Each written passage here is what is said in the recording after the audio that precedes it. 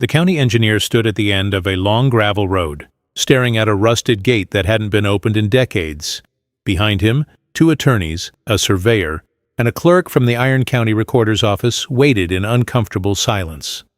One of the attorneys, a woman named Claire Dobson, finally spoke.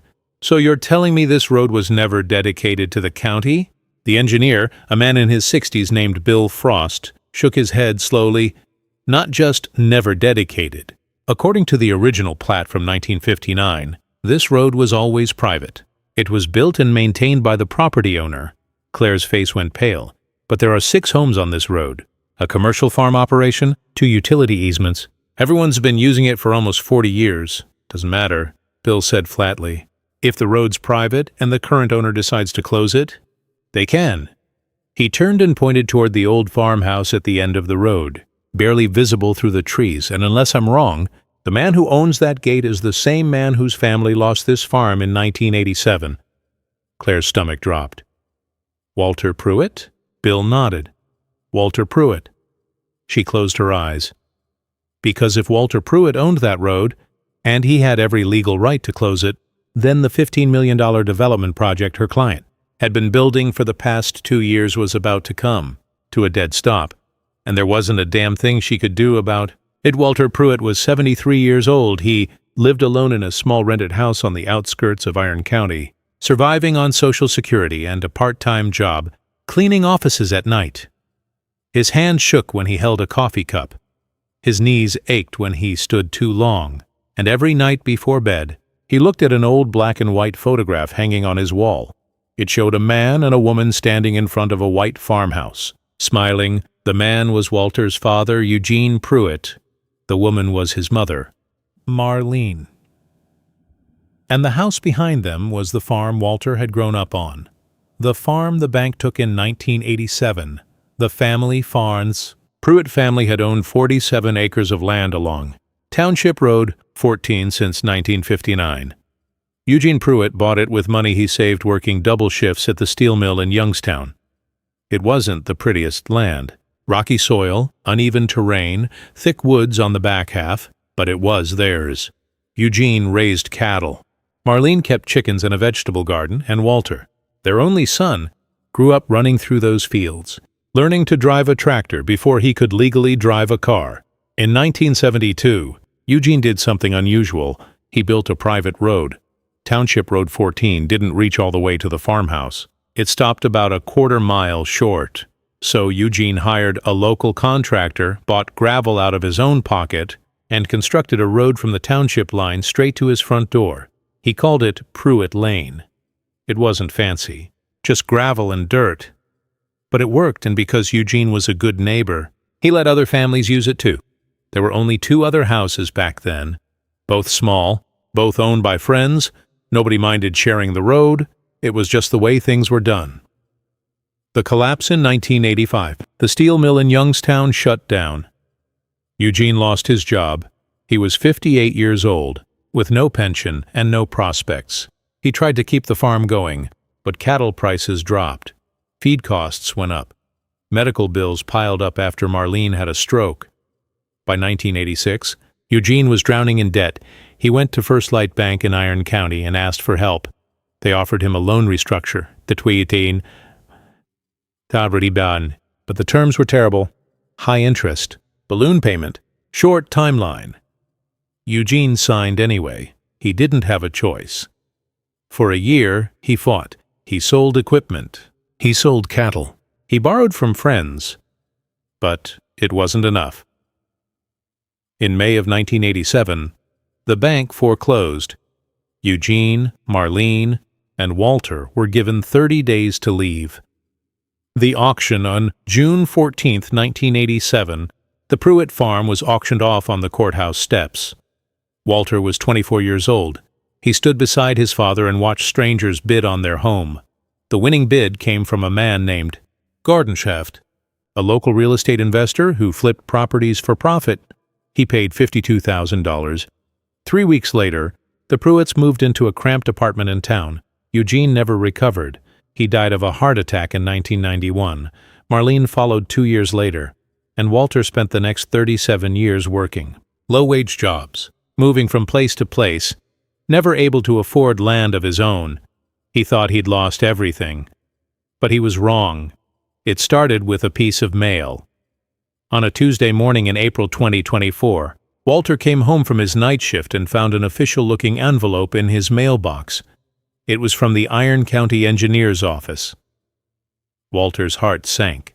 He thought it was a tax notice, or a bill he'd forgotten, but when he opened it, the letter inside made no sense.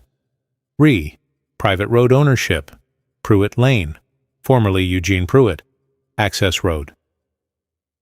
Dear Mr. Pruitt, our office is conducting a comprehensive review of all county road records as part of an infrastructure planning initiative. During this review, we discovered that the access road commonly known as Pruitt Lane was never formally dedicated to Iron County.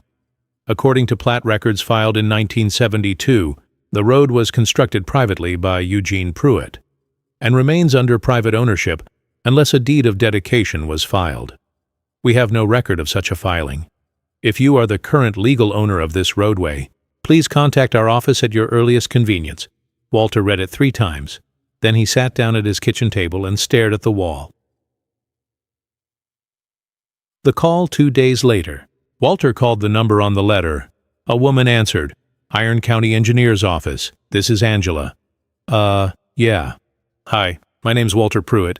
I got a letter about a road? Oh, Mr. Pruitt. Yes. Hold on, let me get Bill Frost for you. A minute later, a man's voice came on the line. Mr. Pruitt, this is Bill Frost. Thanks for calling. I wanted to talk to you about Pruitt Lane.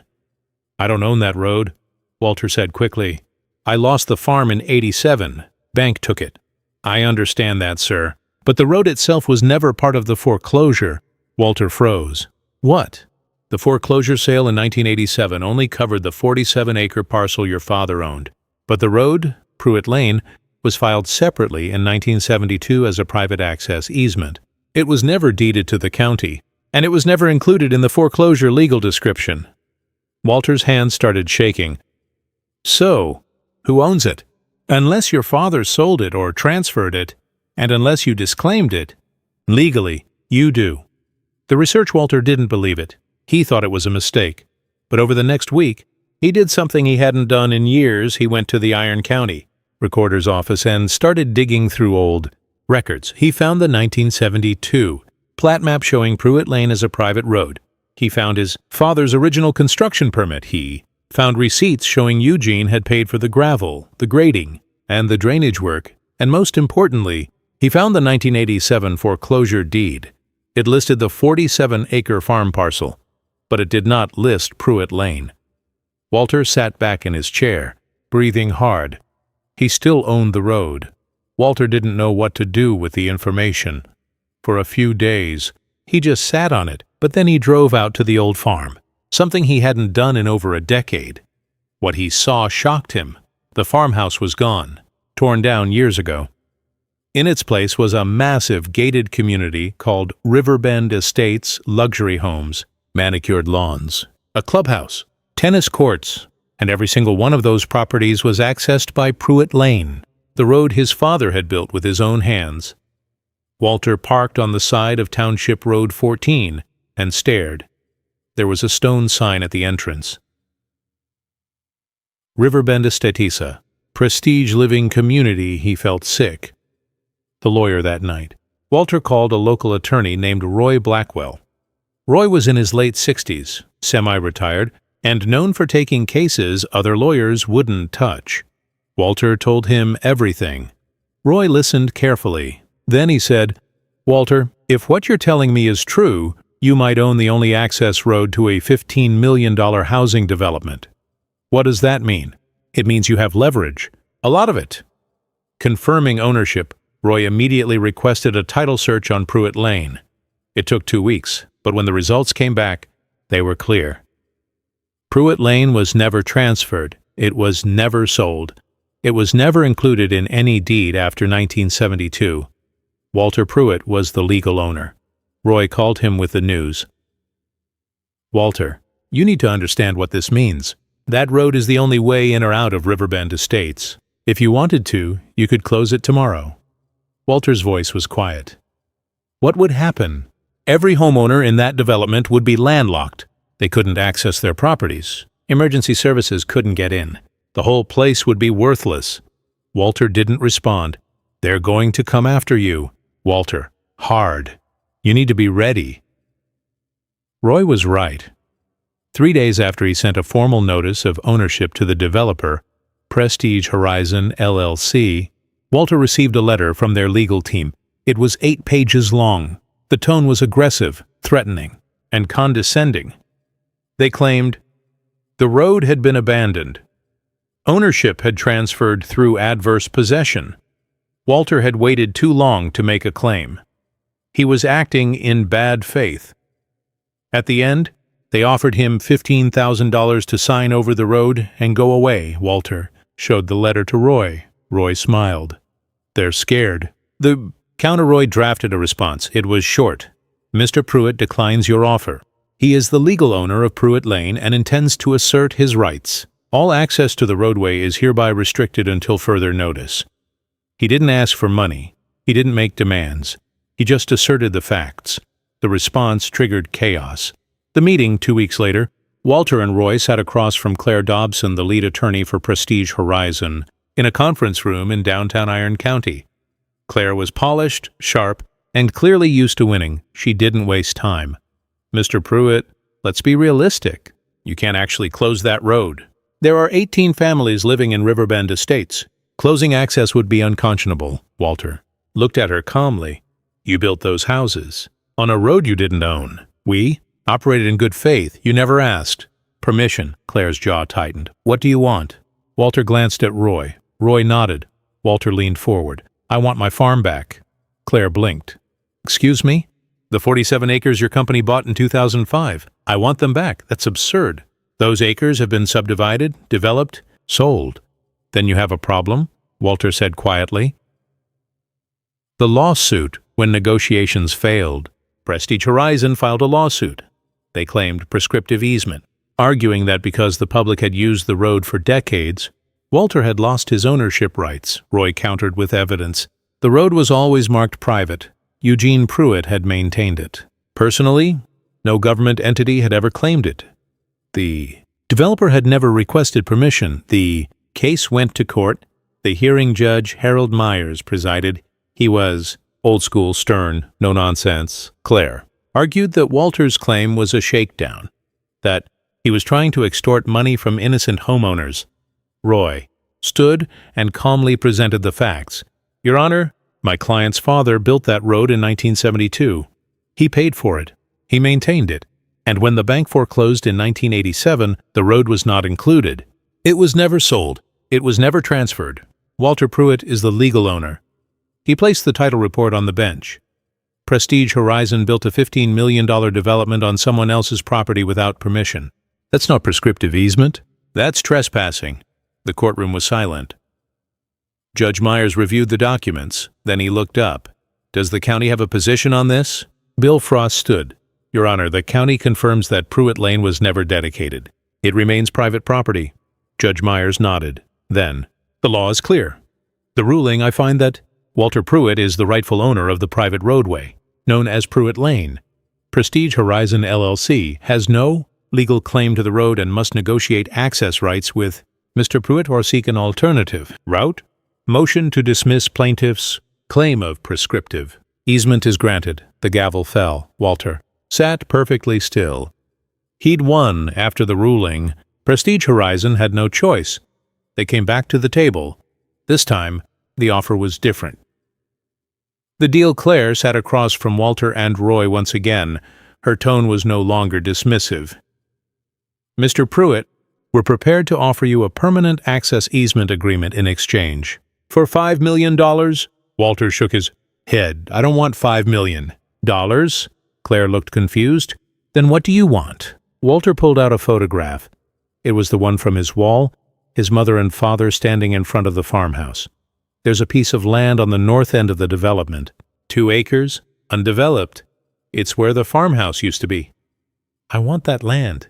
In my name. Free and clear. Claire stared at him. That's worth maybe $80,000. Then it should be easy to give me. She looked at her team. they whispered. Finally, she nodded. Fine. And one more thing, Walter said. What? I want the road renamed. To what? Walter's voice didn't waver. Eugene Pruitt Lane. Going home. 3 months later, Walter Pruitt stood on a piece of land he thought he'd lost forever. The 2 acres were quiet, wooded, peaceful. He'd had a small cabin built there. Nothing fancy, just enough. And at the end of the driveway was a sign, Eugene Pruitt Lane Private Road, 1972. Walter stood there for a long time, looking at his father's name. Then he smiled. Walter Pruitt didn't set out to fight a corporation. He didn't want money. He didn't want revenge. He just wanted to come home. And because his father had the foresight to build something that lasted, and because the law still recognized the truth, Walter got his second chance. The bank took his farm in 1987, but they never owned the road. And in the end, the road brought him back.